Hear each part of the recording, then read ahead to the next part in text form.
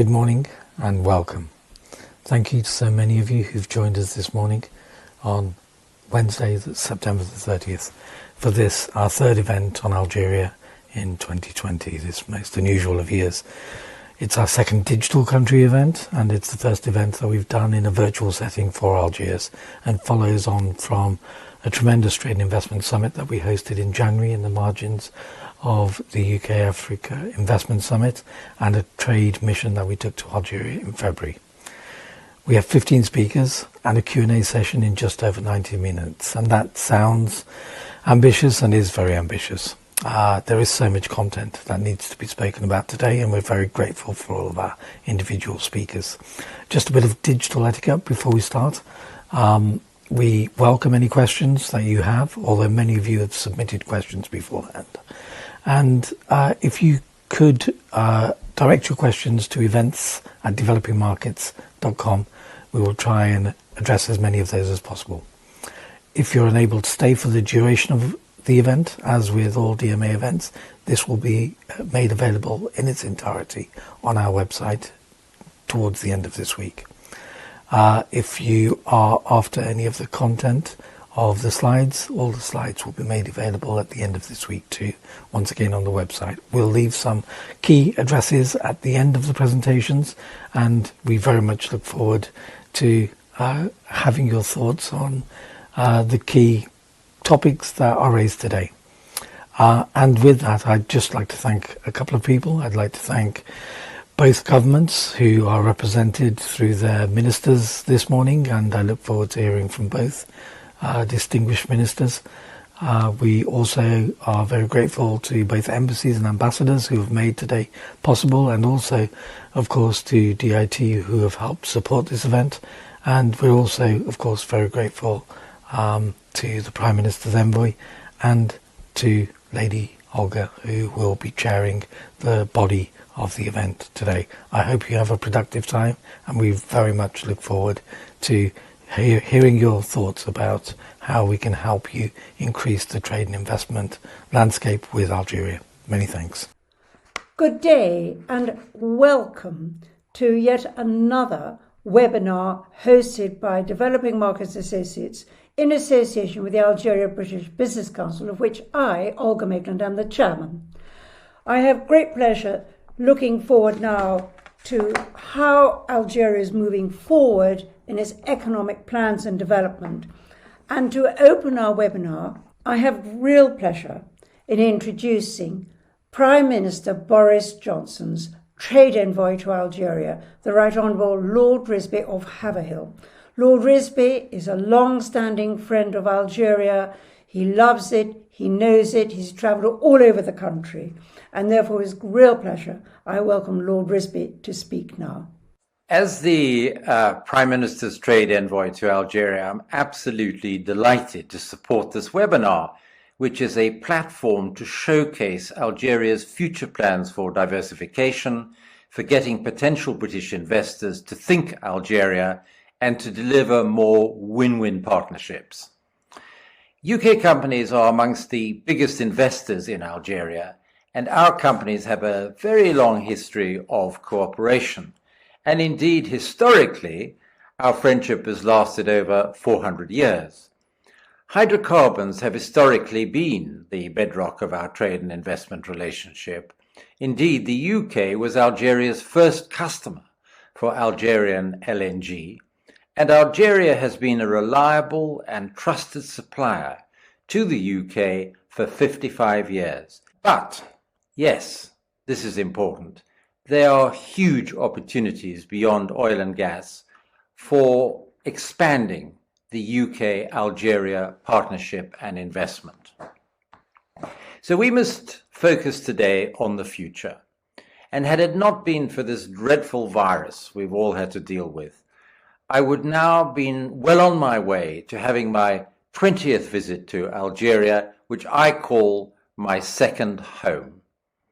I've met ministers who tell me of their commitment to economic diversification, developing sectors like pharmaceuticals, renewable energy, agriculture, financial services, all of which we find and are active in the United Kingdom.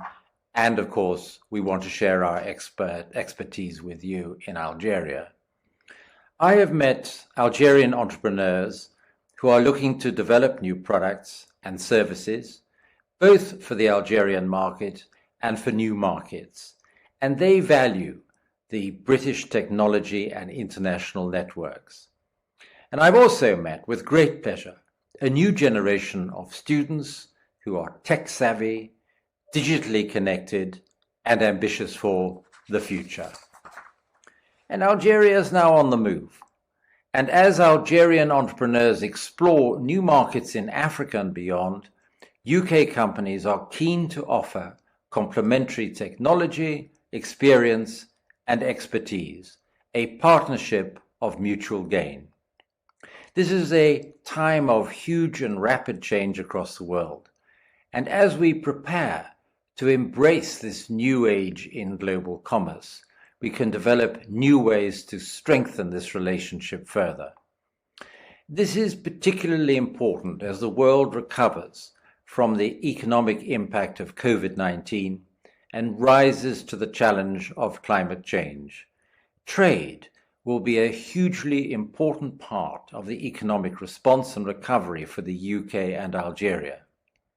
My last visit in February filled me with renewed optimism and a strong belief that Algeria is entering a period of positive change.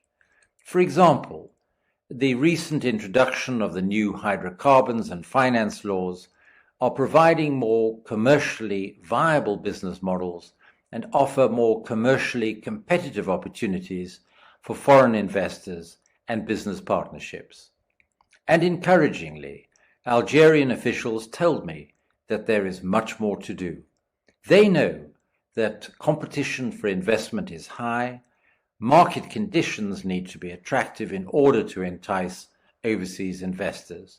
They also know that transparency and predictability are key. So let me be frank. The UK, and for that matter, Algerian companies told me that doing business can be difficult.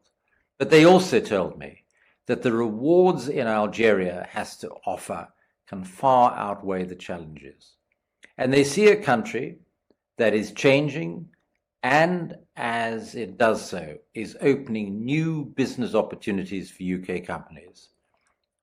Periods of transition such as these are challenging, but of course, so often they actually are the basis for opportunity at the greatest possible level. The UK and Algeria already enjoy a win-win partnership with one another. And I believe that this is a truly exciting and defining moment in our histories, and an unprecedented opportunity for our two countries to come together as partnerships in shared prosperity. May I wish everybody involved a highly successful and productive webinar, and I'm very much looking forward to my next visit to Algeria and seeing all of you again. Thank you very much. Thank you, Lord Risby. Your remarks are always very welcome, very timely and very pertinent. Thank you very much indeed. I now have real pleasure in introducing our next speaker, who is the Honourable Ferhat Ali Braham, who is the Minister of Industry for the Government of Algeria. And Monsieur Ferhat Ali is a long-standing friend of the United Kingdom. He knows us well. And more than that, he has a very timely message about their hopes and plans, and indeed the real will for Algeria to move on in its economic development. May I introduce with real pleasure the Minister for Industry. Ministre, Monsieur l'envoyé économique du Premier ministre britannique en Algérie, Madame la Présidente du Conseil d'affaires algéro-britannique, Excellences, Messieurs les ambassadeurs, Mesdames et Messieurs, c'est avec un immense plaisir que je participe à cette rencontre d'affaires algéro-britannique qui s'inscrit dans le prolongement de celle tenue en janvier dernier à Londres, en marge du sommet Royaume-Uni-Afrique sur l'investissement. Je voudrais tout d'abord remercier les organisateurs de cet important événement qui intervient dans un contexte particulier, marqué par une crise sanitaire mondiale, tout en souhaitant que nos deux pays puissent endiguer cette pandémie. La crise du Covid-19 nous place face à une situation sans précédent qui nous oriente à nous pencher sur la stratégie à mettre en place pour construire de nouveaux partenariats économiques stratégiques entre l'Algérie et le Royaume-Uni. Mon intervention, qui sera brève, consiste en une présentation des efforts consentis par le gouvernement algérien en vue de redresser l'appareil productif national, et l'accent sera également mis sur les opportunités de partenariat qu'offre le marché algérien. La diversification de notre économie se situe plus que jamais au centre de notre politique économique, qui encourage et appuie la création de la richesse hors hydrocarbures. Et dans cette optique, notre gouvernement œuvre à renforcer l'attractivité de l'économie algérienne par le biais d'une nouvelle stratégie industrielle qui permettra l'encouragement de l'investissement productif et l'amélioration du climat des affaires. En effet, le nouveau cap de croissance basé sur l'idée du renouveau économique place le développement industriel dans les différents secteurs de l'économie en vue de pallier à la baisse des ressources pétrolières et atténuer la dépendance de notre économie aux fluctuations des marchés internationaux. Mesdames et messieurs, permettez-moi à cet effet de vous présenter les grandes lignes de notre nouvelle vision du développement économique et industriel, le potentiel de notre pays en la matière et les opportunités et perspectives qui s'ouvrent pour le partenariat avec les entreprises britanniques. À cet effet, je rappelle notre volonté d'œuvrer pour améliorer le climat des affaires, notamment à travers une refonte du code de l'investissement afin de le rendre plus fluide, simple et incitatif. Ce nouveau code qui sera promulgué très prochainement assurera plus de garanties et de protection à l'investisseur national et étranger à travers un cadre juridique transparent, clair et stable. Il permettra en outre de limiter le rôle de l'administration dans l'acte d'investir et d'encourager et d'accompagner les porteurs de projets. D'autres mesures sont prises pour contribuer à la mise en place d'un système d'investissement clair permettant aux investisseurs désireux de produire en Algérie de travailler sans entrave. Parmi ces mesures figure la suppression de la règle du 51-49% qui régissait l'investissement étranger en Algérie et qui a été abrogée récemment pour de nombreux secteurs, ce qui permettra de libérer les initiatives. Grâce à cet amendement, l'opérateur étranger pourra investir en Algérie sans distinction aucune avec l'investisseur national. Il sera également en mesure d'apporter ses propres fonds et de s'impliquer financièrement en Algérie. Mesdames et messieurs, la mobilisation de l'investissement national et étranger constitue une exigence certaine dans cette étape importante par laquelle passe l'économie algérienne. L'Algérie est ouverte aux grandes entreprises étrangères et britanniques en particulier. Au savoir-faire reconnu et apprécié, souhaitons nous accompagner dans la réalisation des objectifs de développement économique et social à travers des partenariats gagnant-gagnant. Comme vous le savez, notre objectif commun devra converger vers la concrétisation de projets de partenariat et mettre en valeur les potentialités économiques que recèlent nos deux pays. Mesdames et messieurs, l'occasion m'est offerte pour lancer un appel aux entreprises britanniques en vue de saisir les opportunités économiques qui s'offrent dans différents secteurs en Algérie. Nous vous encourageons à déployer dans notre pays des activités intenses en technologie, à participer au développement de l'ingénierie de fabrication d'équipements industriels. Nous attendons de nos partenaires britanniques le transfert du savoir-faire et de la technologie, mais aussi les possibilités de remonter dans des filières et d'ouverture de perspectives à l'export. Enfin, je reste persuadé que beaucoup d'opportunités de partenariat émergeront de vos travaux et j'ai espoir que dans un proche avenir, des projets de partenariat industriel voient le jour. Tels sont les éléments que j'ai voulu partager brièvement avec vous en réitérant mes vifs remerciements aux organisateurs de cette rencontre et en vous souhaitant plein succès. Merci beaucoup. Minister, thank you very much indeed for your remarks. We look forward to hearing from you more on another occasion, but they were very timely and much appreciated. I have great pleasure in introducing Her Majesty's Government Minister of State for Investment, the Department of International Trade, the Right Honourable Lord Grimstone. Lord Grimstone comes from a very long career in the business world. He understands it deeply, and he understands also the importance of the relationship between the United Kingdom and Algeria. I give a warm welcome to Lord Grimstone. I'm delighted to have this opportunity to speak to you today to strengthen the trade and investment relationship between Algeria and the UK. To put it simply, I want to see UK's investment in Algeria grow and diversify. I'm pleased to say that UK companies are already amongst the biggest investors in Algeria. That's long-standing ones like BP, GSK, HSBC, Unilever, and more recent ones such as Neptune Energy, which has an exciting new project now producing gas for Algerian export.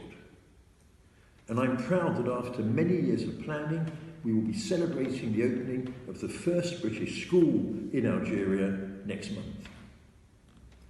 But I really do believe that there is an opportunity for us to do so much more together as we leave the European Union. The possibilities are huge.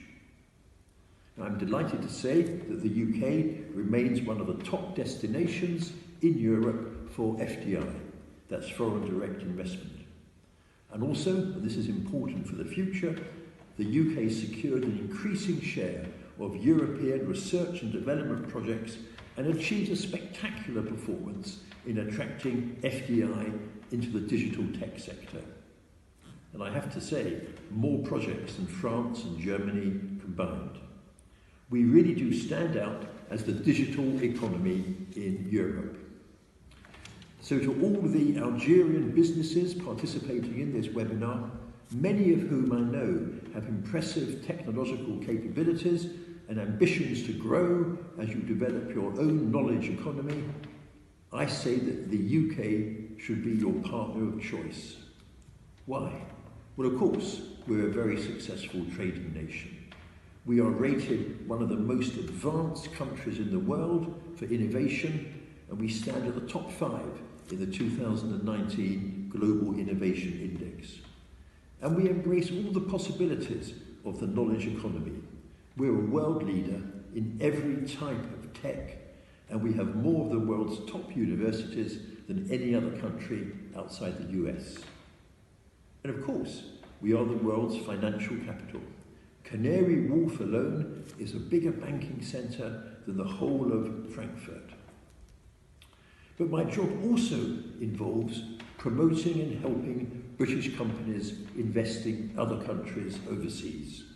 And I can think of no better investment destination for them than Algeria. And I really want to do all I can to encourage that. Why? Because increased global prosperity is good for us all. Trade and investment are key drivers of economic growth, helping to raise incomes and create jobs.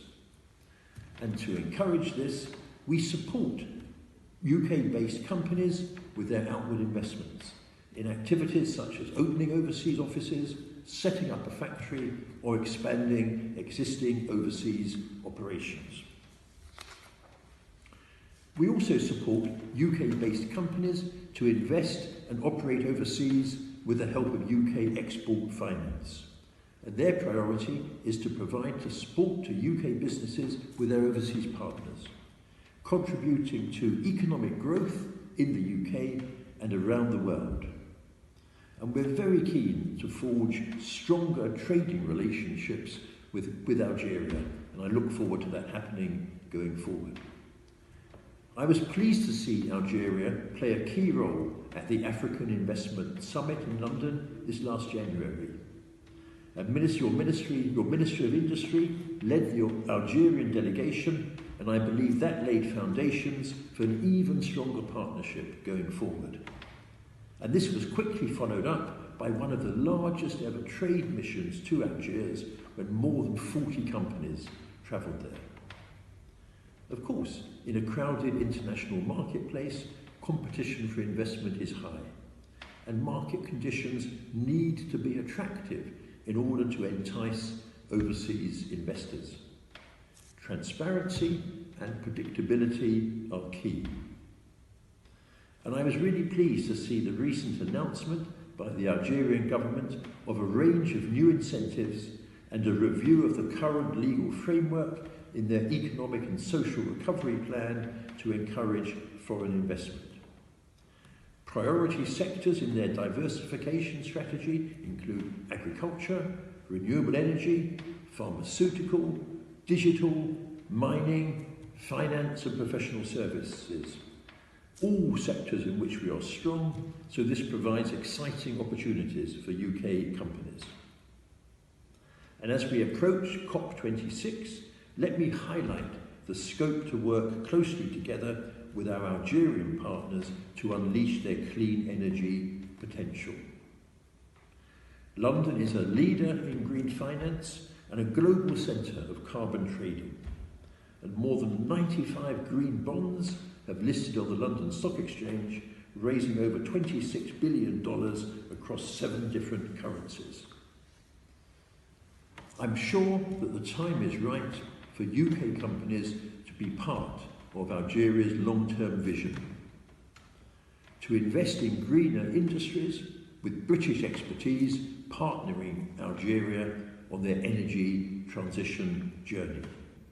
And as Algeria looks to greater diversification of its industries, develops its export potential and harnesses the technological competence of its young people, the time is right for more UK companies to be part of this vision together. Let's build a stronger win-win partnership for the future. Thank you all very much. Lord Grimstone, thank you very much indeed for your presentation. Your remarks are very welcome, and I must say I know that you will get a very warm welcome when you do visit Algeria. You understand the world of business, and this is something which we will all be able to benefit by. So thank you, Lord Grimstone. I now have real pleasure of introducing our next speaker, who is Safia Kouriet, who is the Director of the National Agency of Investment and Development, popularly known as ONDI. Now, I have known this agency for quite some years, and I can only testify that they give very helpful support and guidance to companies who wish to inquire about entering Algeria. So, with greatest pleasure, I'd like to introduce Safia Kouriet, the Director of the National Agency for Investment Development. Good morning, ladies and gentlemen. My name is Safia Kouriet. I'm Director of Studies, Head of the Investment Promotion Department at the National Investment Development Agency. We're required to deliver a very brief and short presentation, so I'm going to try to tell you in maximum 10 minutes what I'm used to say in 20 or 30 minutes. I know it's a bit long, but trust me, there are plenty of things that I would like to tell you. Commencing by giving you information about the main sectors you may want to invest in. Then I will tell you about the priority regions to be developed, and then I'll finish by with the incentives, the package of incentives that are granted to investment. But before I start, let me just remind you some of Algeria's main comparative advantages, beginning with its size. Algeria is a very, very large country, the 9th largest country in the world, over 2 million square kilometers of area. It is also a local market, an important local market with 43 million inhabitants, and also bordering markets representing 125 million inhabitants.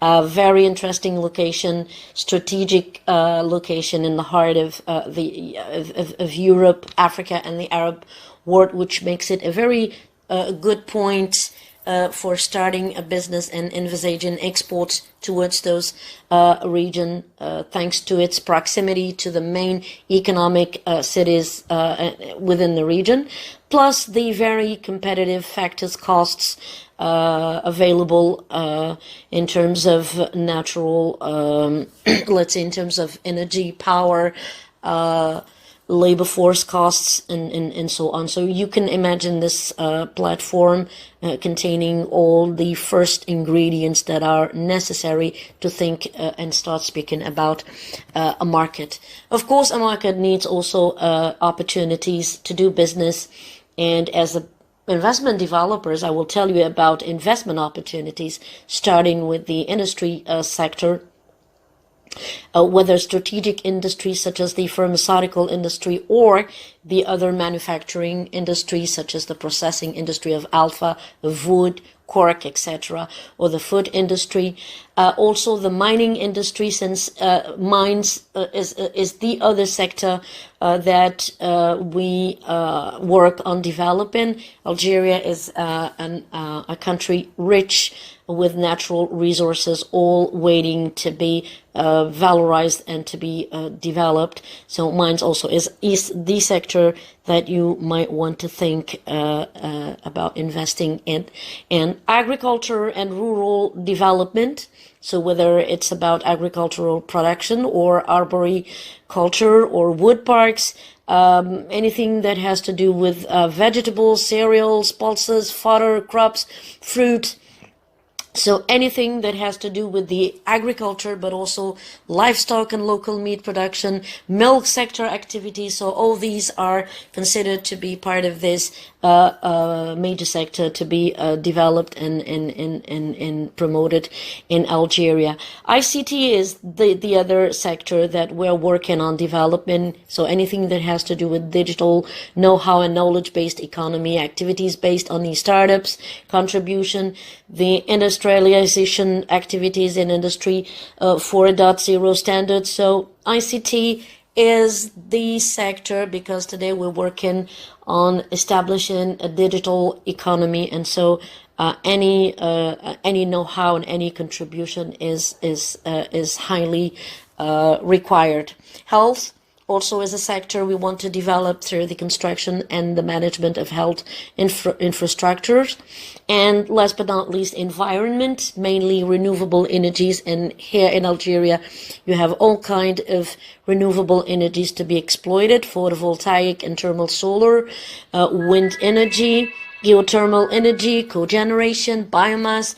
You need to know that Algeria has a very high potential of sunshine during the year, something like 3,000 hours of sunshine. So it's pretty good and pretty interesting for you to consider. Plus another, let's say, branch within the environment sector, that is the management and recovery of industrial and household waste. So as you can see, it's various, and I'm sure among you there are who could be interested in investing in these sectors. When it comes to region, as you know, Algeria is a large country. I said it earlier, but the main part the main part that is developed in this country is the northern band, and all the rest of the country is to be developed, what we call the highlands or the steppe area, and the south and the Saharan areas.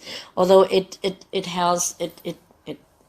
it's rich in natural resources, yet it is demanding a lot of investment, not only to valorize those resources, but also to create employment and to create, let's say, jobs and to enhance the human, the life of the normal citizen. So these regions actually benefit from a very specific support from the authorities and from the states, and we'll see this a little bit later when I'll speak about the incentives. All you need to remember is actually the investment within this region is not only diverse, but it's also very encouraged and highly supported by the government. And when we speak about support, it's about incentives, it's about tax holiday, it's about financing, it's about taxation, about real estate. So there's a very large package of incentives covering all these sites, and as you can see, these are the main components of any given project. So when it comes to taxation, you can get a very large exemption and allowances for a period that would go up to 10 years. And when it's about financing, you can not only have unpaid loans, but also if you have loans, you can have very interesting interests rate varying from 2 to 4% of rebates. You also have institutions that would provide you with the real estate or the real guarantee that is usually required for any subsidies or any loans. About real estate, you can have what we call here in Algeria the land concessions, which is a lease. Actually, the government would give you a piece of land into a lease for a 33 years duration that could be renewable 2 times. So you do math. It's around 99 years of concession, and this concession would give you the very same right that any other property deed. So to summarize, it's a package that covers, as I said, taxation, financing, real estate, only to lighten the actually to let's say to reduce the expenses and direct the treasury of the project to what's real and what's important, that is to say the production period. These are key figures regarding UK investment in Algeria. I thought you might want to know where you are located as investors among other investors. So you're only 13. These key figures actually they regards or they concern the UK investments registered before Andy. So as you can see, there are only 13. All of them achieved, thanks to God, and all of them, they've created the announced initially announced jobs. But as you can see, in terms of number, UK is at the 20th rank. In terms of volume, that is to say the amount, it's at the 29th rank. And in terms of created jobs, it's at the 17th rank. So I hope after this presentation, or at least after this video conference, you'll think again about investing or envisaging Algeria as a potential destination for your business development. I know I've been very quick, that because I was required to be very brief, but if you looking for more information or for any detail about what what I told you earlier, you can either double check on our website at www.undi.dz. And one last information is that you will be working with one of the 59 one-stop shops spread over the national territory. These one-stop shops, as their name is indicates, actually they're there to help you, implement your project, dealing with the different at the different stages and with the different administration. Of course, I remain at your disposal. I will be answering some of your questions in the other video, and I thank you very much. I'd like to give a very warm thank you to Safia Kouret at the National Agency of Investment and Development. And the ONDI, as they're popularly known, are a very important port of call for anybody wishing to engage in Algeria. They're very informative, they're very helpful and very supportive. I now move on to the Ministry of Agriculture and Rural Development. And I'd like to introduce to you the Director, Mira Shakira Toumi. You will find her presentation informative, and I've always found the Ministry of Agriculture very helpful in their needs, and I think you will find what she has to say will be very illuminating. Good morning, ladies and gentlemen. My name is Mira Toumi. I am a Director of Land Organization, Planning and Development at the Ministry of Agriculture and Rural Development in Algeria. Today, I'm going to talk to you about the potentialities and opportunities of investment in the agriculture sector. The Algerian agriculture sector has recorded remarkable progress in recent years, where the value of national agriculture production amounts to more than $24 billion for this year. Several business opportunities are available upstream by land reclamation, the development of integrated farms, agriculture mechanization, and water sewing systems. Downstream, by promoting production in the red and white meat sector, market garden products, milk and fruit, as well as enhancing local products and developing storage capacities subcons.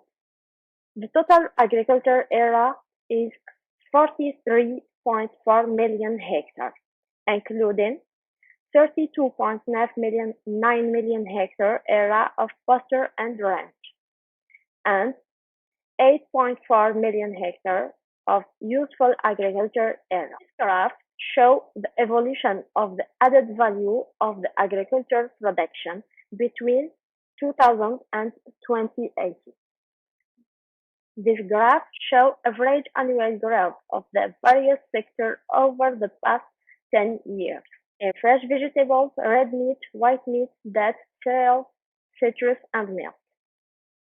There are 8 public, industrial, and commercial establishments in the agriculture sector, and 4 economic public corporations, and 2 public scientific and technical research establishments. Strategic orientation of the agriculture sector in Algeria. Development of strategic sectors, significant reduction in imports, the development of agriculture production, capitalization of agriculture, support for innovation and micro enterprises, improving rural incomes, supporting socio-professional support for farmers. The 3 fundamental pillars are agriculture and livestock, forest and aromatic medicinal plants, and finally, the development of Saharan agriculture. Main results expected by 2024. Fresh vegetables, potatoes, red meat, raw milk production, and forest. As you can see, this is a geospatial presentation of the main production clusters of the plant and animal sectors in Algeria. There is another program about the development of rustic arboriculture according to the species adaptation zone. Its planning of 2.3 million plants, including 1 million carob trees, until the end of 2023. Another investment opportunities in the forestry sector are aromatic and medicinal plants, cork and its derivatives, carob tree, argan tree, and another underground product. The development of Saharan agriculture. Objective: a gradual stratification of domestic demand for edible oils, sugar, milk, and meat. Rationalization and gradual reduction of imports through the development of industrial agriculture in the south. Regulatory framework allowing access to agricultural land. Its interministerial circular providing access to agricultural land in the private domain of the state for investment in the development of land by the concession. The activities that are business opportunities are poultry production, red meat production, logistics and cold storage agricultural production, valorization of agricultural products, rural engineering, dairy production, processing, packaging, and marketing. In introduction, main area of investment: cereal and pulse, oilseeds, milk, red and white meat, early and extra early fruits and vegetables, date palm, and rustic fruit growing. Secondly, upstream of production. Agricultural input factors of production, genetic materials like production of plant seeds, the veterinary medical products, plant protection products like pesticides, herbicides, and fungicides, mechanization and agricultural equipment, development of irrigation, development of forage crops, launch of multi-chapels greenhouse program, the development of fertilization. Thirdly, downstream of production, valorization of agricultural products for export, promotion and valorization of organic agricultural products, the export of sheep meat, renovation and densification of cellars, the installation of dairy units, protection and valorization of milk, installation of feed prison units, the valorization of the production of red meat and white meat, promotion of local produce like dates, table olive oil, figs, table grape, and wine grapes, development of distribution, network and marketing of products, the construction and development of cold and dry storage and logistics infrastructure, development of refrigerated transport, and finally, the construction of storage silos. Finally, in the packaging, valorization and processing of fruits, vegetables, and meat. Conclusion. Algeria encourages foreign companies with the required skills and qualifications to invest with local partners in strategic sectors by favoring concrete projects likely to achieve rapid results and according to the win-win formula. That's the end. I hope my presentation today will help you with what I said at the beginning, and thank you for your attention.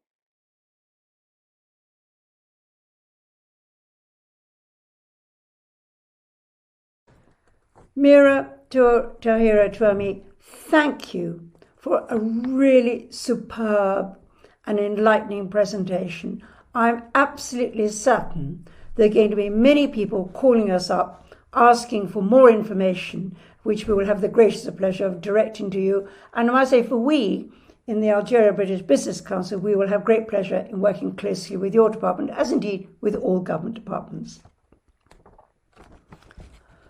I now move on to Monsieur Abderrahmane Benguerrah, who is the Director of the Ministry of Microenterprise. Now, this is a very important new development in Algeria and demonstrates their real will to try and encourage rising startups to develop and to understand the demands of them.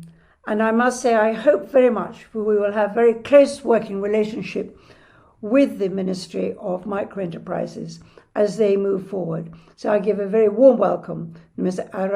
Abderrahmane Benguerrah. Hi everybody, my name is Abderrahmane Benguerrah. I'm speaking on behalf of the ministry delegated to Prime Minister in charge of micro-enterprises. This newly created ministry is responsible for the promotion and development of micro-enterprises. By micro-enterprises, I mean the very small companies. It is responsible for setting up a legal framework favorable for the development of economic activities created by those micro-enterprises. At the same time, this ministry is responsible of the development of ecosystems allowing micro-enterprises to work and prosper in a sustainable way. Therefore, I think that it could be a good opportunity to work on a common program and benefit from the UK experience on the development and implementation of ecosystems for micro-enterprises. In the same time, I believe and I think that it will give the possibility to the UK companies to get closer to the Algerian business community, which will definitely give a better understanding of the local market for a consistent development of their businesses. One sector we can choose to launch this program could be the renewable energy sector. Currently, the Algerian government is working on an ambitious program on energy transition by getting a balanced and a rational domestic consumption for energy. This program aims to get an energy mix between the conventional resources and the renewable ones. The micro-enterprises are going to be mobilized to play a key role on the implementation of this program for specific scope of work, especially on providing services as subcontractors. Can give as examples services like maintenance, transportation, small equipment installation, and so on. Hence, I think that we have a great opportunity to work on and set a long-term partnership program to support the emergence of such ecosystem by taking advantage from the UK knowledge and advanced technology developed in this field. A program which will set an adapted organization and interaction between the different actors and defines the know-how transfer through an academic and training program covering topics like project management, performance and cost management, preventive and corrective maintenance, and some other topics. Last but not least, I'm strongly convinced that such ambitious program could be a first step for an unlimited and mutually beneficial partnership, a partnership which will certainly be reinforced and will grow more quickly, a partnership which will open new perspectives like the African markets. Thank you for your attention. Mr. Hadef, thank you very much indeed. It was an excellent introduction, and I know that you will get many calls from us on future occasions. Thank you. We now move on to Amel Laboy, who represents the Department of International Trade at the Ministry of Trade. Now, this is important because what we have learned in Algeria is they are paying very special attention to international relations. They want to move on. They want to learn from us. And I think you will find that the presentation by Amel Laboy will be very informative. Over to you. Good morning, everyone. First of all, I would like to thank the organizer for inviting the Ministry of Trade to participate in this interesting event. Our presentation will focus on the following points. We will start with a small presentation of Algeria, then we will have a look at our trade over the last years, then the investment and cooperation opportunities in Algeria post-COVID-19, and finally, a few conclusions. I do believe that for the moment, our British friends are very familiar with our country, Algeria, and maybe some of them know it even better than some of us. We all know that beyond its natural potentialities, such as hydrocarbon resources, proximity to markets, a potentially large domestic market, Algeria has important assets to increase economic growth and ensure sustainable development, among which we can mention advantageous geographical position, a favorable macroeconomic framework, minimal external indebtedness, consistent basic infrastructure, available and cheap energy, abundant and qualified human resources. This position offers the government a real opportunity to accelerate and deepen reforms and represent a definite asset in attracting private investment and diversifying the economy. Now, let's take a look at the current situation of trade between Algeria and the United Kingdom. As you can see, that in 2019, Algeria was ranked 69 among the countries with which the UK has more trade. Here are some basic statistics about our trade. This graph shows the trend of trade between Algeria and the UK since 2005. As you can see, our trade is not completely stable and is subject to fluctuations over the years. Over the last 5 years, Algeria's average exports to the UK amounted to $2 billion American dollars, and the average imports from the UK have reached 664.2 million USD. You will also notice that the level of Algeria's exports to Britain is constantly increasing compared to the level of its imports. This may sound like a good thing, but if we take a closer look, it turns out that the truth of our exchanges is completely different. In fact, if we look closely at what Algeria exports to the United Kingdom, it seems clear to us that what dominates is hydrocarbon exports. So if we break down our exports, we can see that about 99% are in the form of oil and gas, followed by the industrial sector and then the food industry sector. So the problem that exists does not really lie in the volume of the exports, but rather in the vulnerability and fragility of our economy, which depends primarily on hydrocarbons. Concerning our imports, the pattern is not too different, and the industrial sector always takes the upper hand, especially the imports of drugs. Let's now move on to the most important part, namely the investment opportunities in Algeria. The key objective of this kind of event is to understand the present economic status of Algeria in view of COVID-19, and to explore various business opportunities for Algerian exporters in the prevailing economic environment and find comprehensive information about the British market. Overall, investments must contribute to economic and sectoral restructuring.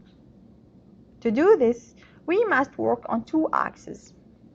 The first concerns the completion of major projects already underway, especially in the transport, water, and energy sectors. And the second is related to engagement in new projects, especially in the great south of Algeria. In this context, and with a view to establishing the conditions for a fruitful, lasting, and mutually advantageous partnership, economic operators and employers' organizations are invited to intensify direct contacts and develop cooperation networks based in particular on the transfer of technology and expertise. The Algerian side reiterates its request for technical assistance to strengthen its trade capacity, especially since the knowledge and technological development of British companies are well known, and many countries have benefited and continue to benefit from a partnership with British companies. This technical assistance is particularly desired in the following areas: intensive or mass distribution, best practices for export control, market access, good laboratory practices, and so on. Therefore, the Ministry of Commerce wishes to activate all cooperation mechanisms such as the Council of Businessmen and the Joint Commission. The Algerian side also wishes a better participation of English companies in the various fairs and exhibitions organized in our country. Finally, here are the most important points that should be retained and highlighted to be addressed later. First, we have seen that the current volume of trade between the two countries, estimated at $2 billion American dollars, is not enough and does not reflect the ambitions of both parties nor the existing opportunities for partnership. The economic conditions in the world after the new corona epidemic with the withdrawal of the UK from the EU represent a real opportunity to think how to transform the crisis into a chance to raise bilateral trade relations and investments to the highest level.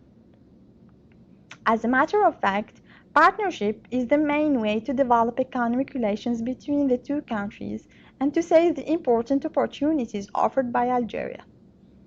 We also need a greater involvement of the business communities with the aim of better identifying business opportunities and partnership between companies of both countries. We must also put in place some strategies to be followed to enhance Algeria's trade and economic ties with the United Kingdom. Thank you very, very much indeed. That was a spectacular presentation, full of facts, full of information, and gives foreign investors a very clear idea how they can match their skills, their initiatives to the needs of Algeria. I must say I really congratulate you for being so clear, and this is much, much appreciated. Thank you. I now move on to Dr. Miriam Hedibel. She's the advisor to the Minister of Pharmaceutical Industry. Now, this is important because for now, this is a very new development that the government have decided to pay special attention to the development of the pharmaceutical sector. And the UK have two major companies already engaged in Algeria, GlaxoSmithKline, AstraZeneca, and I hope many more people will be joining in and seeing how much their skills are needed. And certainly, I'm sure that Dr. Hedibel will be very illuminating about the needs and development and the work of the Ministry of Pharmaceutical Industry. Okay. My name is Miriam Hedibel. It is my pleasure to present you the pharmaceutical industry assessment and prospect of the Algerian-British partnership. I'm going to start with the creation of the Ministry of Pharmaceutical Industry. As you may know, Algeria has established a ministry in charge of pharmaceutical industry by presidential decree on last June. But before that, that ministry was a delegate ministry to the Ministry of Health for Pharmaceutical Industry. This reflects the commitment at the highest levels of the state to give the specific governance to this strategic sector. Now, what is new about our ministry? I would say definitely first, the involvement of partners in drafting regulatory frameworks. Representatives bodies of pharma companies are now involved in the process of drafting regulatory frameworks, since we are currently revising the whole regulatory framework. So associations and organizations such as National Union of Pharma Operators or the Association of Innovative Laboratories in Algeria are involved in this process. We're going to see the Algerian pharmaceutical market.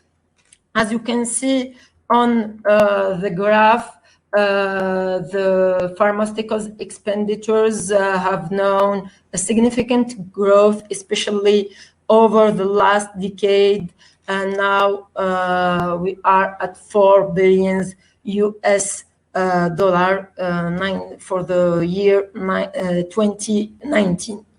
And this growth is likely to be maintained during at least the few next years as one of the most dynamic markets in the region, in the MENA region, Middle East and North Africa region, but also in the Africa region. We can see on the top 10 countries in markets in Africa, the Algerian market keeps a positive dynamic. Quickly, we are going to see the established British companies in Algeria. So we have GSK, GlaxoSmithKline, present in Algeria for more than 35 years. We have also AstraZeneca, present in Algeria since 2007.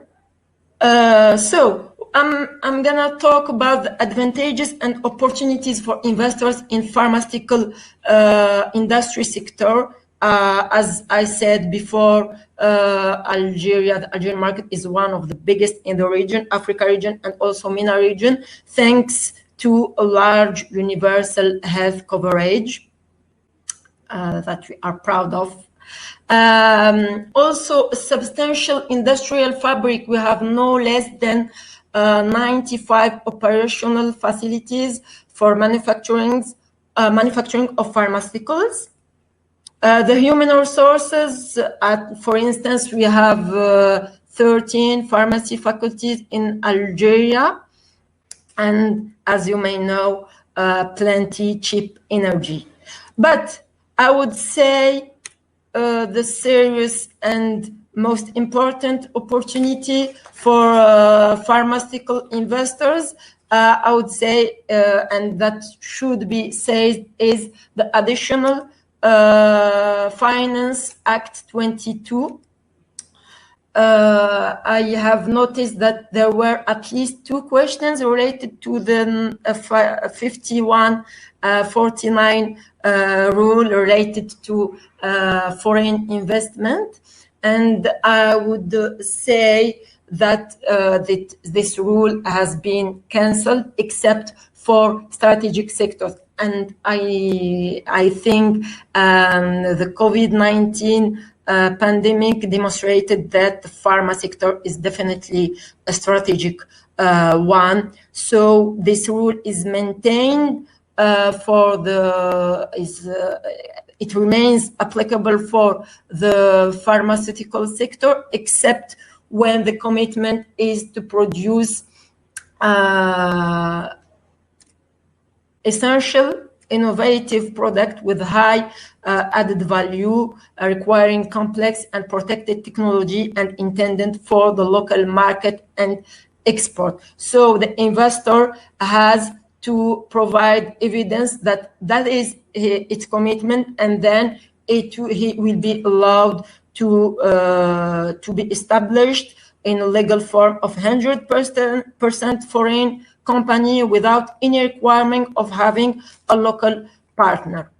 Starting from there, what we are expecting from investors, as I said before, to create a real added value. When I say an added value, of course, regarding our patient, but also regarding our economy. It could be through manufacturing, export, but also clinical trials.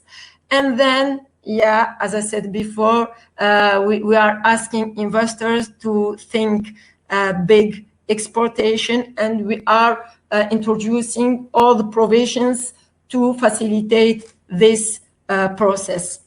Finally, I'm gonna end with what we are trying to guarantee to our investors in the sector. So regulatory stability, we know that's something that investors and companies have been struggling with. So we are trying to fix that, starting from the regulatory framework. The most important decrees are in the final step of the process with the registration, approval of medical devices, and also the economic committee. Then transparency. Companies have always complained from the lack of transparency regarding, for instance, the import licenses. We are working on that. I think digitalization will certainly help. So our aim is to build a modern and efficient, strong administration. And of course, involvement of partners for win-win partnership is indispensable. Thank you for listening, and I will be pleased to answer any of your questions. This is my email address. Thank you. Thank you very much indeed.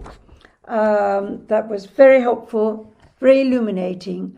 And bearing in mind there are British companies who are already engaged in Algeria, whether it's GlaxoSmithKline or AstraZeneca, who are already working closely with you. We know there will be other British companies who will follow suit. Thank you. I now move to a very important sector for Algeria, and indeed with a British engagement in Algeria, is in the energy sector. The British have been involved with energy since the 1960s, and we have a long-standing, close relationship which has never been broken. Will things keep moving forward and keep developing? And Churib Lakhdar, who is the Director of External Relations at Sonalgas, will have much to tell us about how they are moving forward, not only in the development of gas, but also in renewable energy. Over to you. Thank you. Bonjour à tous, je tiens tout d'abord à vous remercier pour l'intérêt que vous avez bien voulu porter à ma présentation qui parle sur l'hybridation des centrales diesel, qui est un sujet d'actualité sur le thème Greening of Diesel Power Plants Installed in Algeria with Solar Photovoltaic, Tindouf Diesel Power Plant Case Study. Je vais commencer ma présentation par l'introduction, ensuite on parlera sur la description des centrales diesel existantes, contraintes d'exploitation et de maintenance des centrales diesel, gisements solaires en Algérie et on terminera par une conclusion. La production de l'énergie électrique a connu un essor très important suite à l'augmentation de la consommation de l'électricité qui est proportionnelle à la population et au développement de l'industrie. La production d'électricité est assurée soit par l'énergie primaire conventionnelle comme le gaz, le pétrole, le charbon, etc., soit par les énergies renouvelables comme le solaire, l'éolien et l'hydraulique. À la fin de l'année 2016, l'Algérie a diversifié ses ressources de production d'électricité entre les énergies renouvelables et conventionnelles, dont 59% par les turbines à gaz, 23% cycle combiné, 12% turbines à vapeur, 2% diesel et 3% ENR. Comme l'Algérie est un pays très vaste en termes de superficie, la majorité des centrales diesel sont installées par la société Askatiam qui est filiale du groupe Sonalgas. Dans le sud algérien, au niveau des petites localités, afin de satisfaire leurs besoins en électricité. La stratégie du gouvernement algérien à travers la holding Sonalgas est d'hybrider les centrales diesel afin de préserver nos ressources naturelles, de limiter les émissions de gaz à effet de serre, mais aussi de diminuer le coût de maintenance des groupes diesel et le coût de transport de gasoil. Cette volonté a été concrétisée par la signature d'un contrat de réalisation de 9 centrales solaires photovoltaïques d'une puissance totale de 50 MW Kt en hybridation des centrales diesel et turbines à gaz existantes dans les réseaux du Grand Sud. Le groupe Sonalgas, à travers sa filiale Askatiam, qui est chargée des énergies renouvelables, a inscrit un programme pour l'hybridation de l'ensemble de ces centrales conventionnelles jusqu'à saturation à hauteur de 200 MW Kt d'ici 2024. Maintenant, on part sur la description des centrales diesel existantes. Les 9 centrales électriques diesel de turbines et turbines à gaz comme première tranche sont concernées par l'hybridation installée dans le sud du pays et elles sont connectées au réseau sud. Le tableau numéro 1 nous indique la localisation et la puissance installée de chaque centrale diesel. Ringzem a bénéficié d'une puissance de 6 MW Kt, Tinzawatin 3 MW Kt toujours pour la wilaya de Ringzem, 4 MW pour la wilaya de Janet, Bodj Omar Idriss 3 MW pour la wilaya de Élysée, Bodj Badji Mukhtar 10 MW pour la wilaya de Bodj Badji Mukhtar, Timiawin 2 MW pour la même wilaya, Talmin 8 MW pour la wilaya d'Adrar, Tab el-Bala 3 MW pour la wilaya de Bishar et 11 MW Kt pour la wilaya de Tindouf. La majorité des groupes diesel sont installés dans des endroits isolés dont l'approvisionnement de ces centrales par le carburant, l'entretien et la maintenance des groupes sont vraiment difficiles et coûteux, ce qui rend ces centrales non rentables. Ces contraintes ont poussé la société Askatiam, filiale du groupe Sonalgas, à mener une étude de faisabilité pour l'intégration des énergies renouvelables en hybridation des centrales diesel du sud de l'Algérie, afin d'assurer un bon fonctionnement en minimisant le nombre de pannes, ce qui garantit une continuité du service, réduire la consommation de carburant, promouvoir les énergies renouvelables comme le solaire et l'éolien, atténuer les émissions de gaz à effet de serre comme le CO2 provenant des centrales diesel. Dans cette présentation, on s'intéresse à présenter l'hybridation de la centrale diesel de Tindouf. Cette centrale se compose de 11 groupes de 1,9 MW chacun avec une puissance totale installée de 20,9 MW et une puissance garantie de 16,3 MW. L'exploitation et la maintenance de la centrale sont laborieuses à cause de plusieurs contraintes dont les principales sont citées ci-après. Alimentation en carburant de RZO à 1400 km du site, transport du groupe électrogène diesel 1600 km de Msila pour les opérations de réparation ou d'entretien. La figure suivante nous indique la localisation de la centrale de Tindouf, du centre d'approvisionnement du carburant de RZO et le centre de réparation et de maintenance situé à la wilaya de Msila. L'Algérie possède un gisement important d'irradiation solaire qui dépasse les 5,5 kWh par mètre carré par jour, avec une durée d'ensoleillement annuelle qui varie entre 2600 et 3800 heures. La figure numéro 2 nous montre que l'irradiation solaire de le Grand Sud dépasse les 6,5 kWh par mètre carré par jour, dont la wilaya de Tamanrasset dépasse les 7 kWh par mètre carré par jour. Et pour la wilaya de Tindouf, elle dépasse les 6,5 kWh par mètre carré par jour. L'installation d'une centrale photovoltaïque d'une capacité de 11 MW Kt à Tindouf nous permet d'avoir une énergie produite annuelle de 19 373,68 MWh.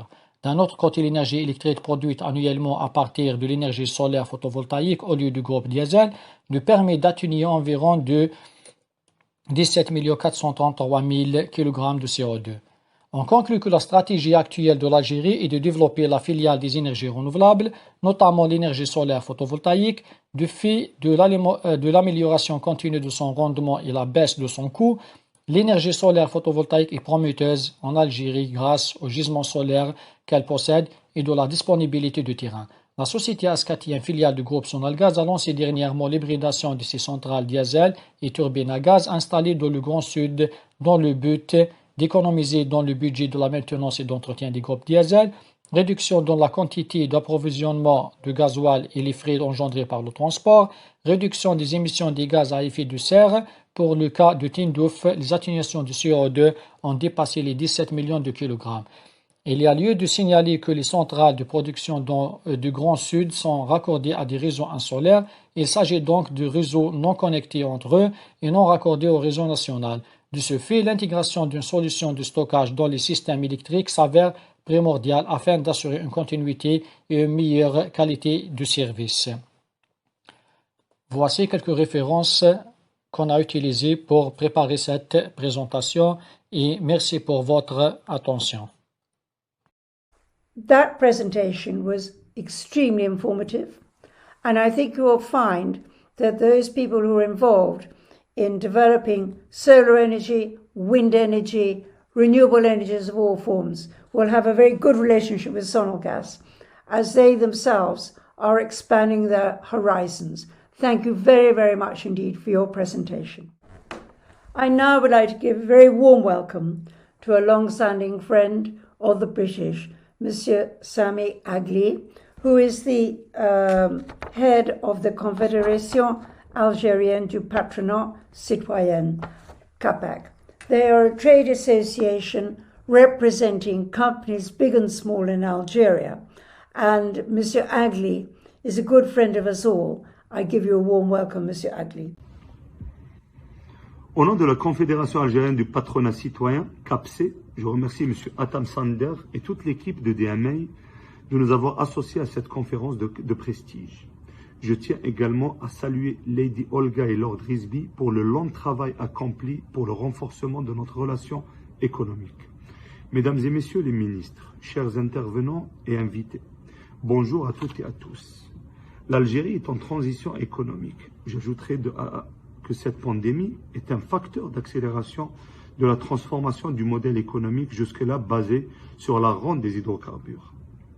Cette dynamique s'articule autour de plusieurs grands axes, dont les principaux sont la production industrielle nationale visant le développement des exportations, l'internationalisation des entreprises les plus performantes, et elles sont de plus en plus nombreuses, le développement volontariste de l'économie des services qui présente un fort potentiel et de nombreux gisements, les start-up et l'économie du savoir.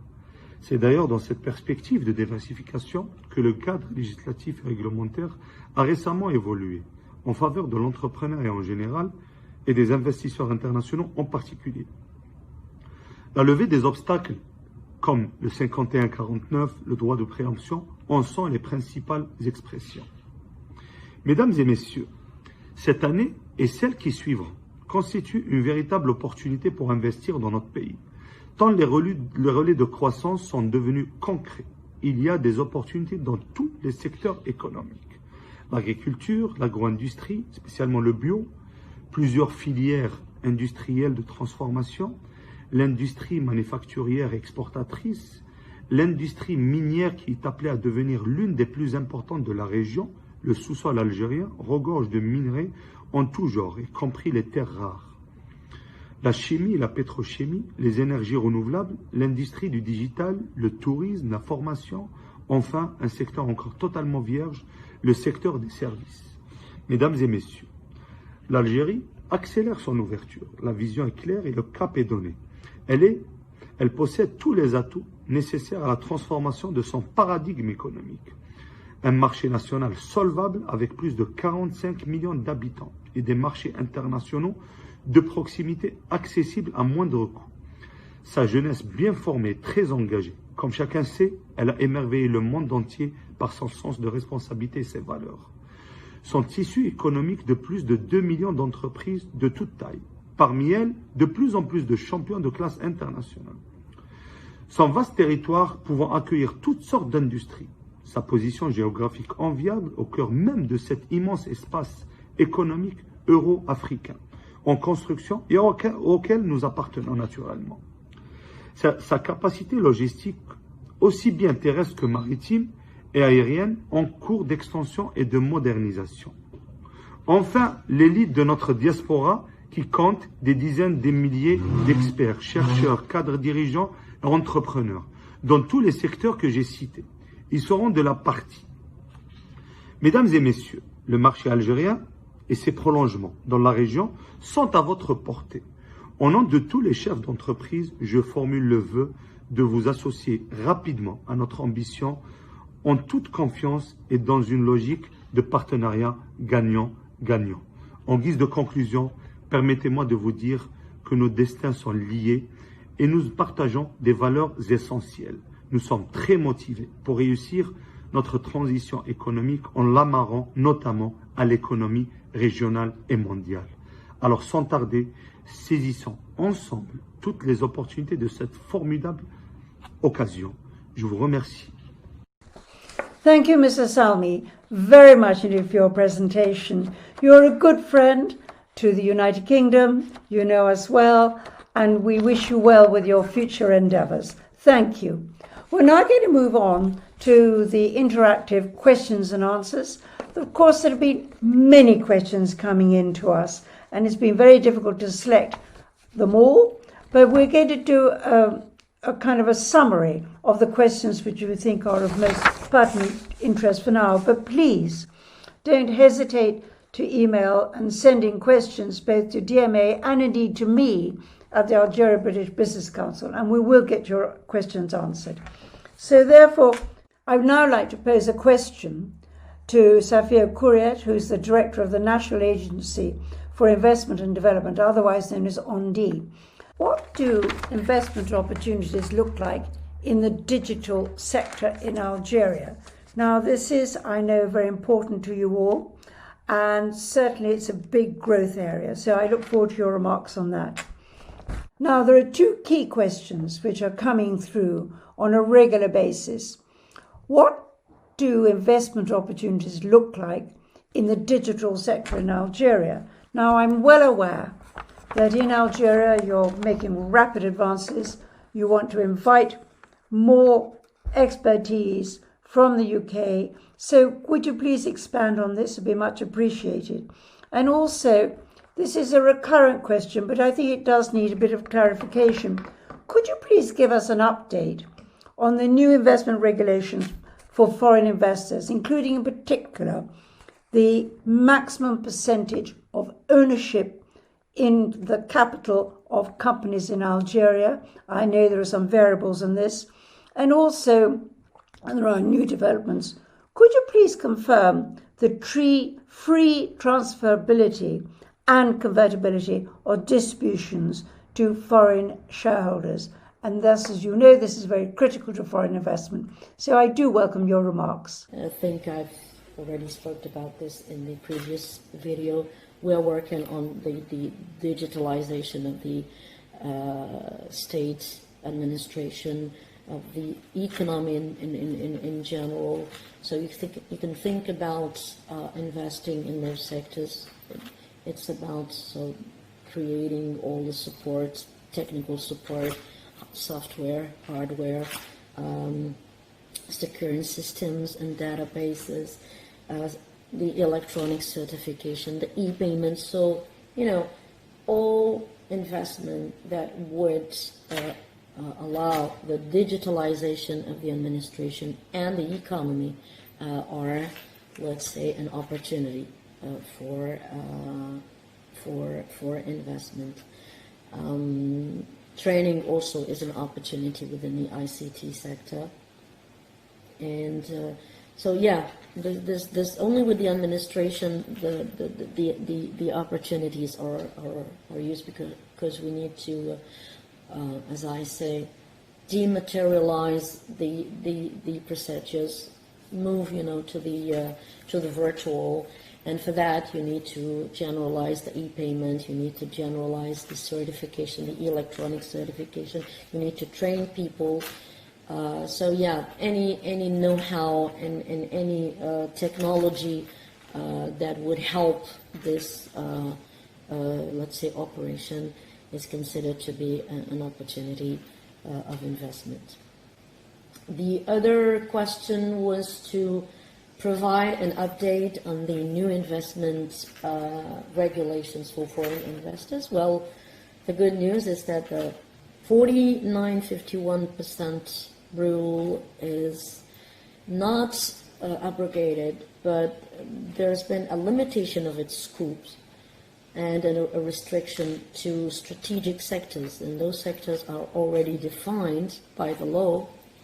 And they concern, let's say, the mining sector. So anything that is related to mining sector, the upstream of mining sector is still governed by the 49-51% rule. Any upstream activity in the energy sector, of course, oil and gas, because they remain governed by a different law. They remain governed by a law on hydrocarbons, as well as the operation of distribution and transmission network of electric energy by cables, and gaseous or liquid hydrocarbons. Anything that is related to hydrocarbons and power is still submitted to the 49-51% rule. You also have industries, any given industry related or initiated to the military industries or under the authority and supervision of the Ministry of National Defense still. So in here also we are concerned by the 49-51% rule, the railways, ports and airports, and also pharmaceutical industries, except for this last kind of sector, except for the investment linked to the, let's say, manufacture of innovative essential product or product of very high added value that are requiring complex and protected technology, etc. So those sectors, the sectors that are concerned by the 49-51% are defined, identified by law. I can give you the references. It's Article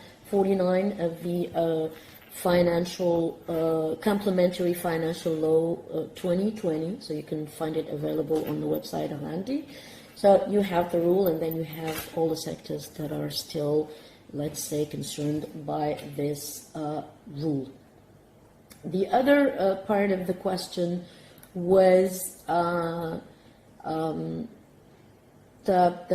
maximum foreign percentage of foreign ownership in the capital of companies in Algeria. I told you, aside from this, these sectors, the capital could be, composed up to the shareholders. So you can even have 100% foreign company if you are, of course, outside these sectors.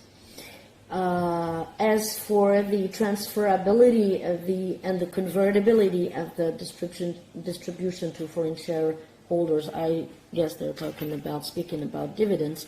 Here also, this is 100% possible. So you transfer whatever you bring in and whatever comes from whatever you bring in, if I may speak that way. So if you finance 100%, then you can get 100% of your dividend. If you finance 50, then you can get 50. So there is no limitation apart from one case, that if you benefit from incentives, in this case, anything that is related to these incentives, any dividend that corresponds to these incentives, are reinvested instead of distributed and exported actually to the foreign banks. What else? You know, as other let's say updates for the rules applied to foreign investments. There is no more obligation to recourse to the local financing, and you can bring in your own financing from whatever bank you choose. This is the Article 54 of the Complementary Financial Law for 2020. So this is a new, let's say, another update. There was this rule that would, let's say, require from the foreign investment to recourse to the local financing, to the local banks, but now you can bring in your own financing from whatever bank you choose. And there was also something called the right, we call it here the right of preemption, but it seems to be something like similar to the right of first refusal. This is when you own a company and you want to sell it. Well, the state would exercise its right to be the first to acquire this company. Well, this right does no longer exist. It's been replaced by an authorization of the government, which is much less complicated, let's say, than it used to be. So if you're a foreign company and you would like to sell your company to another investor, then the government will exercise this right to say, no, I'll take this company instead of the other one, of course, with negotiation on the price and so on. So yeah, this is a new, let's say, an update for the new investment code. But apart from this, you can find all the guarantees that are available in any other country in the world. The guarantees that any investor would be looking for first job when thinking about investing in a country. I mean, the possibility to transfer dividend, the possibility or the right to transfer dividend, and the right to be protected by international agreements, the non-double taxation agreement, the right to recourse to international arbitration in case of any given litigation. So yeah, let's not go into the details. You will find them anyway as I told you in my previous video. You will find them on the website of the agency.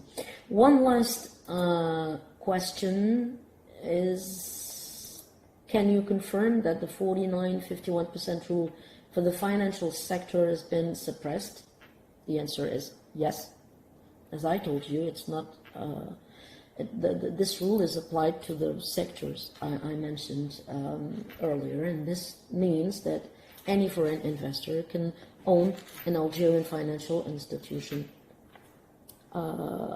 regardless to this rule, except that there's what we call the law on money and credit, which is applicable to all investments, whether local or foreign investments, in the financial sector. So maybe you need to give a look at this law and see what are the terms and conditions to establish a financial establishment in Algeria. But apart from these terms and conditions, that I believe has nothing to do with the 49-51% rule, you can own your own bank, and you can own your own financial establishment. If in the meantime you think about other questions, you can still send me an email, and I will be very pleased to respond very, very quickly. I thank you for your attention, and I hope to hear from you very soon. Thank you very much. Thank you very much indeed. That was appreciated, and I know that people will dwell on what you've said and also will be in touch with you again. Thank you. I now move on to remarks by His Excellency the Algerian Ambassador to the United Kingdom, Monsieur Abderrahmane Benguerrah, who is a good friend to us all and is ever available, ever willing, and always an ever ready smile. Thank you, Your Excellency. I welcome. It's an honor and a privilege to make the final and concluding remarks of this very successful conference. I would like to thank all the participants, and in particular Minister Ferhat Ali Braham and Minister Lord Grimstone, who took out of their precious time to address the conference. I want to express my appreciation to Lord Risby, His Excellency Barry Lowen, the Ambassador of the United Kingdom in Algeria, Lady Olga, and Mr. Atam Sandu for their continuous efforts and dedication to promote the economic relations between Algeria and the United Kingdom. After listening to the speakers, I must say that I have every reason to be confident that a number of British firms with their expertise, experience, and capacities in a number of fields will seize the numerous trade and investment opportunities in Algeria. These opportunities are made possible by the deep and structural reforms which have been adopted by the Algerian government in many sectors of the economy. Today, as clearly expressed by the speakers, the conditions for investment in Algeria have never been so attractive, with much improved business climate, with a new investment law that is offering more incentives, more guarantees and protections for investors, and with a legal framework that is more transparent, clear, and more stable, which makes no distinction between foreign and local investors in many fields.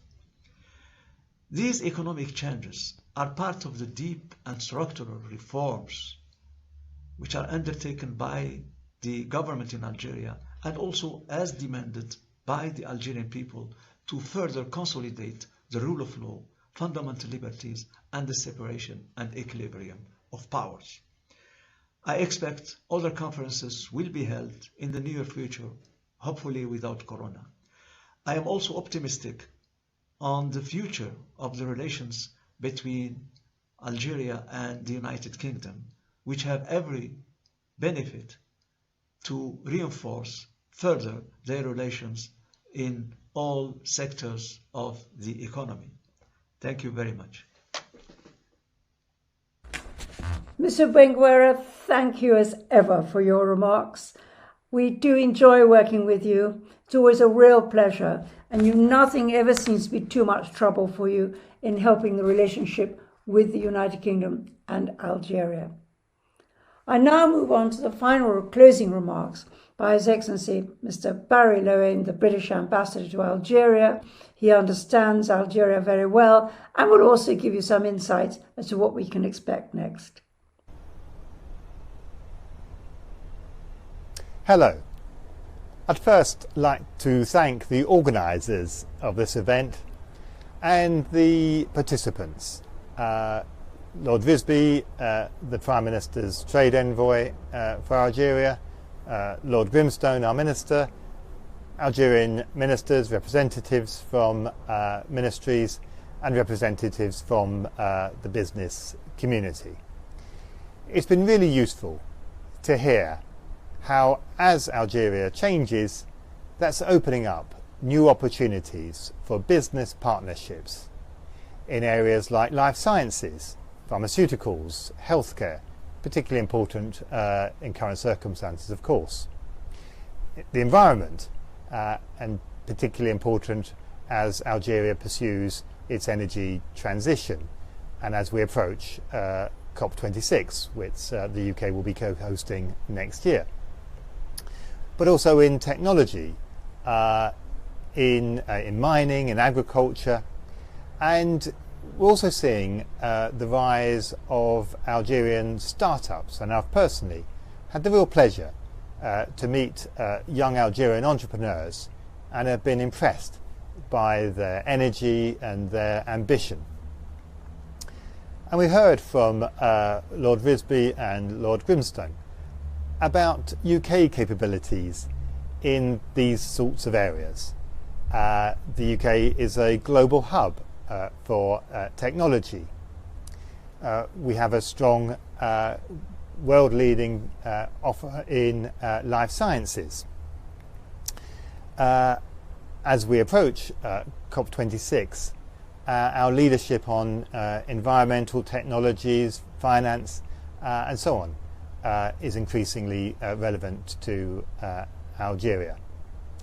In education, and I'm delighted that we're soon to be seeing the opening of the first British school.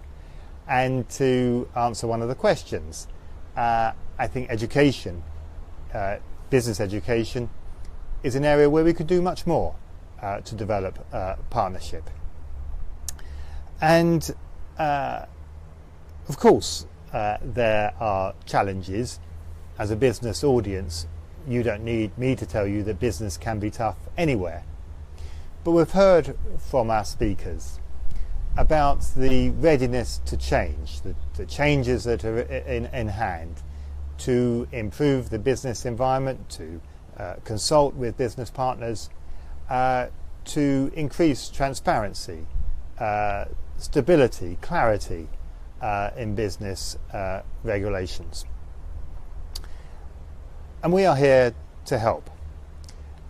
As the Embassy, our team from the Department for International Trade can provide you with the information you need about opportunities, introductions to key decision makers and potential partners.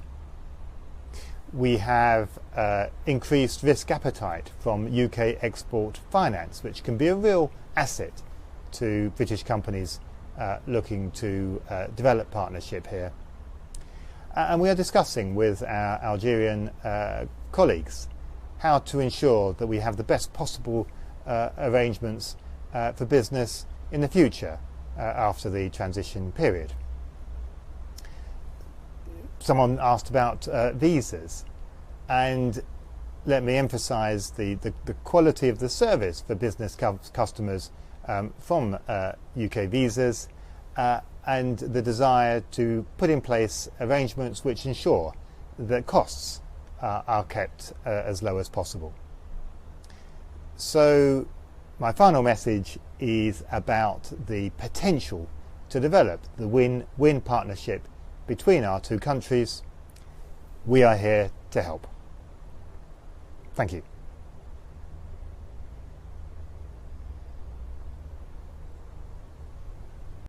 Mr. Lowen, thank you very, very much indeed.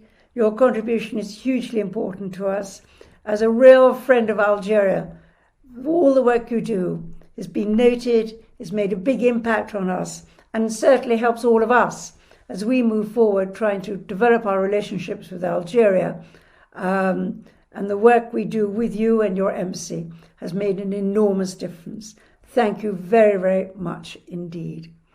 I would now like to conclude and thank you all for taking part in this webinar. This is part of a series.